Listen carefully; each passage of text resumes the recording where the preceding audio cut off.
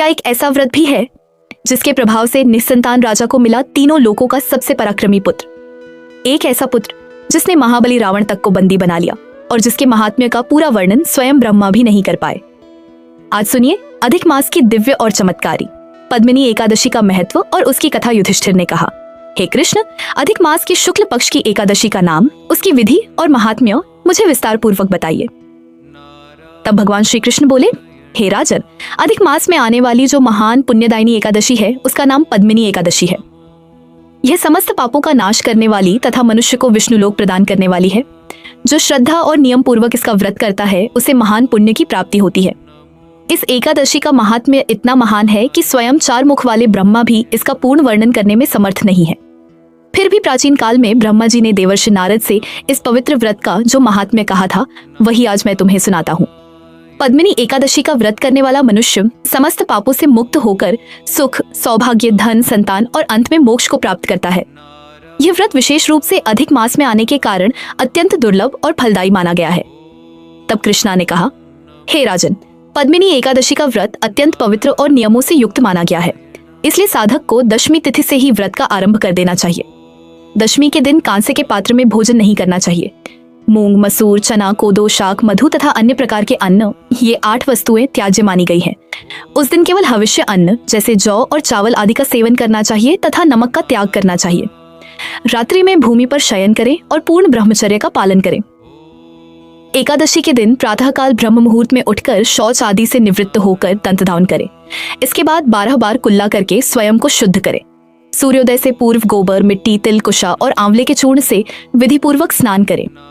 अगर आप भी भगवान विष्णु और कृष्ण जी की ऐसी ही दिव्य कथाएं सुनना पसंद करते हैं तो वीडियो को लाइक करें और चैनल को सब्सक्राइब जरूर करें।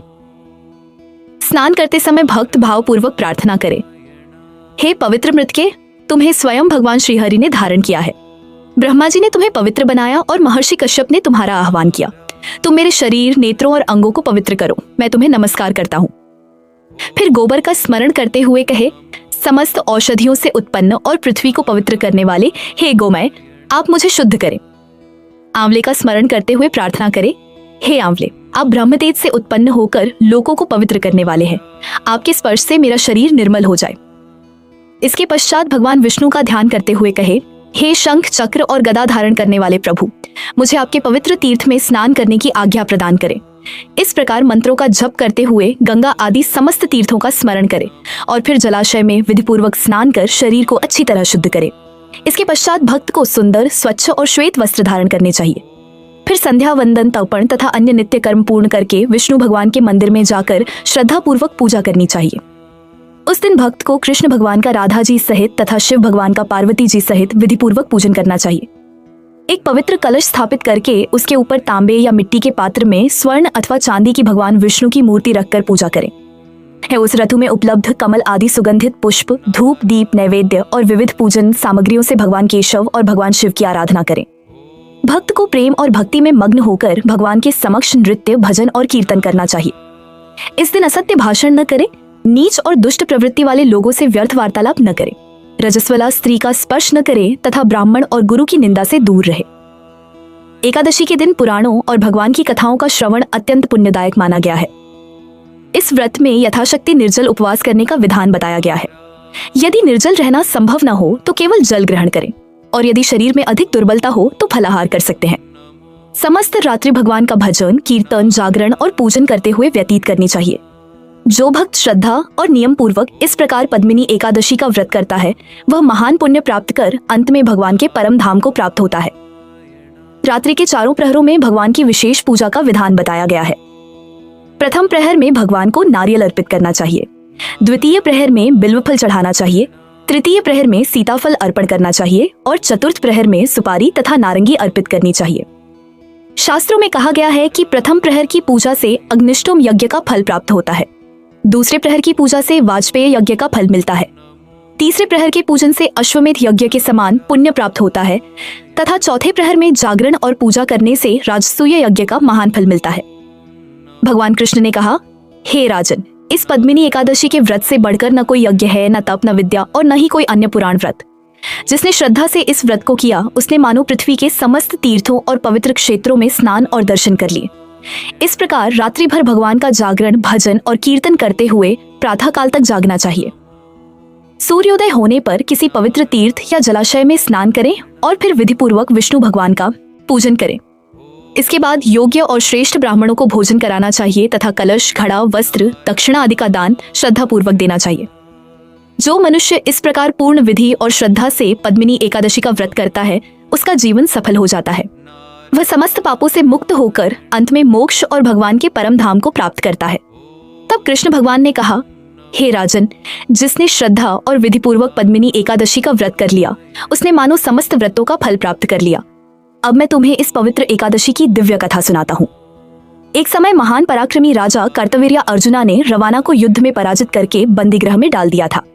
तब महर्षि पुलास्त्या ने जाकर विनयपूर्वक रावण को मुक्त कराया।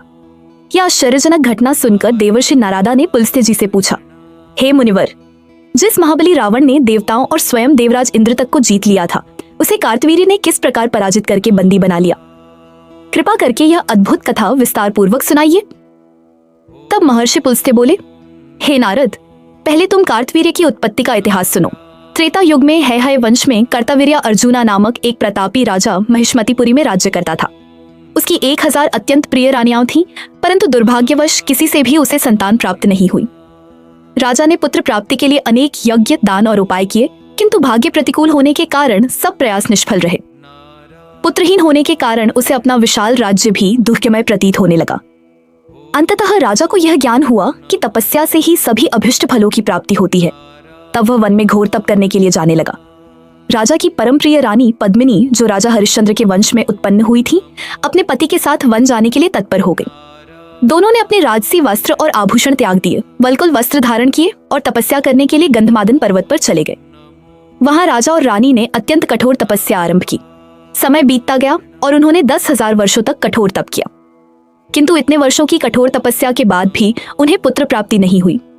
समय के साथ राजा कार्तवीर्य अर्जुना का शरीर अत्यंत दुर्बल हो गया। उनके शरीर में केवल नसें और अस्थियां ही शेष रह गई।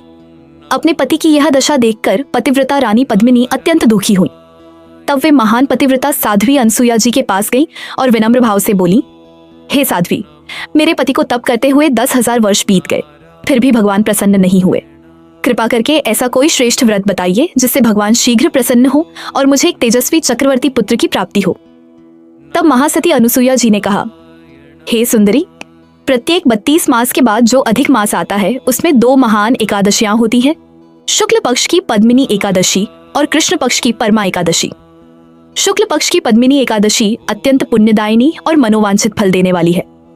तुम विधि पूर्वक उसका व्रत करो, रात्रि में जागरण करो और भगवान का भजन करो। इस व्रत के प्रभाव से भगवान शीघ्र ही तुम पर प्रसन्न होकर तुम्हें पुत्र प्रदान करेंगे। इसके बाद अनुसुईया जी ने रानी को पद्मिनी एकादशी की संपूर्ण विधि विस्तार से समझाई। रानी पद्मिनी ने अत्यंत श्रद्धा और विश्वास के साथ इस व्रत को आरंभ किया। वे एकादशी के दिन पूर्ण निराहार रहती, रात्रि भर भगवान का कीर्तन और जागरण करती तथा पूर्ण भक्ति से व्रत का पालन करती रहीं। इस प्रकार जब पद्मिनी एकादशी का व्रत और जागरण पूर्ण हुआ, तब विष्णु भगवान अत्यंत प्रसन्न हुए। वे गरुड़ पर आरूढ़ होकर रानी पद्मिनी के समक्ष प्रकट हुए और बोले, हे देवी, मैं तुम्हारे व्रत, भक्ति और जागरण से अत्यंत प्रसन्न हूँ, तुम वर मांगो। तब रानी ने हाथ जोड़कर भगवान की स्तुति की और विनम्रता से कहा, हे प्रभु, यदि आप मुझ पर प्रसन्न हैं तो मेरे पति को वरदान प्रदान कीजिए। भगवान बोले, हे सुंदरी, अधिक मास मुझे अत्यंत प्रिय है और उसमें की गई पद्मिनी एकादशी का व्रत तो विशेष रूप से मुझे संतुष्ट करता है। तुमने अनासुया जी के बताए अनुसार श्रद्धापूर्वक व्रत और जागरण किया है, इसलिए मैं तुम पर अत्यंत प्रसन्न हूँ। इसके बाद संसार के समस्त दुखों का नाश करने वाले भगवान विष्णु ने राजा कार्तवीर्य अर्जुना से कहा, हे राजन, अब तुम वह वर मांगो जिससे तुम्हारी मनोकामना पूर्ण हो जाए। तब राजा ने भगवान से एक महान और तेजस्वी पुत्र का वर मांगा और कहा, हे प्रभु, मुझे ऐसा पराक्रमी पुत्र प्राप्त हो जिसे देवता, मनुष्य, नाग, दैत्य, राक्षस या कोई भी पराजित न कर सके। राजा की यह प्रार्थना सुनकर भगवान ने तथास्तु कहकर उन्हें वरदान दिया और फिर अंतर्ध्यान हो गए।